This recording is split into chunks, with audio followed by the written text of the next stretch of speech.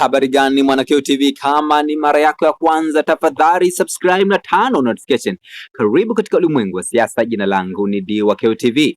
Makamu mwenyekiti wa chama cha demokrasia na maendeleo Chadema John Heche kupitia mtandao wa Twitter ameamua kutolea ufafanuzi kuhusu changamoto kubwa ambayo inaikabili jiji la Dar es Salaam kwa sasa, upungufu wa maji ya kutosha katika jiji la Dar es Salaam. Kumekuwa na mgao mkubwa sana wa maji. Kuna moja ya watu ambao walitoa maoni kuhusiana na mradi wa maji, anaitwa Baba Ngida. Baba Ngida anasema moja ya mradi wa water desalination nchini South Sudan.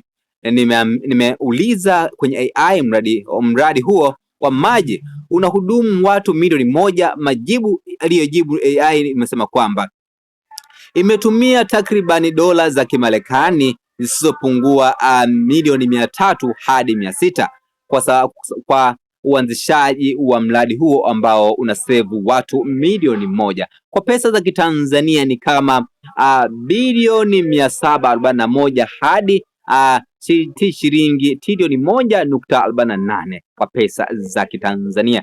Lakini John Heche ameamua naye kujibu kupitia maoni ambayo Baba Ngida alitoa katika mtandao wa Twitter.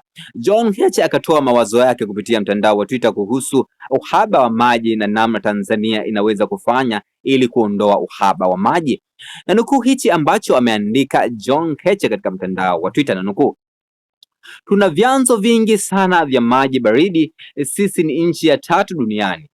Huna sababu ya kutumia desalination kupata maji kwa sababu ni mfumo ambao ni gharama kubwa kutumia huu mfumo.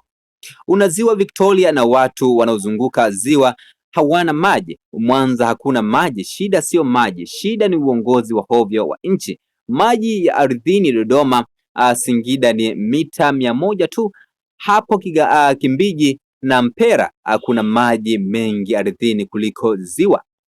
Hayo ni maoni ambayo ameandika John Heche katika mtandao wa Twitter. Una maoni gani kwa hichi ambacho ameandika John Heche ambaye ni makamu mwenyekiti wa chama cha demokrasia na maendeleo kuhusu namna Tanzania inavyoweza kutengeneza maji ya kutosha? Na anasema kwamba Tanzania ni nchi ya 3 kwa kuwa na vyanzo vingi sana vya maji duniani, lakini anasema kwa mfano kule Mwanza kuna ziwa Victoria, lakini cha kushangaza watu wa jiji la Mwanza na maeneo mengine jirani na Mwanza au wanakosa maji. Una maoni gani kwa hichi ambacho ameandika John Heche? Tafadhali shusha maoni yako katika sehemu ya comment section. Jina langu ndio QTV, tunakutujao katika masuala ya kisiasa. Bye bye.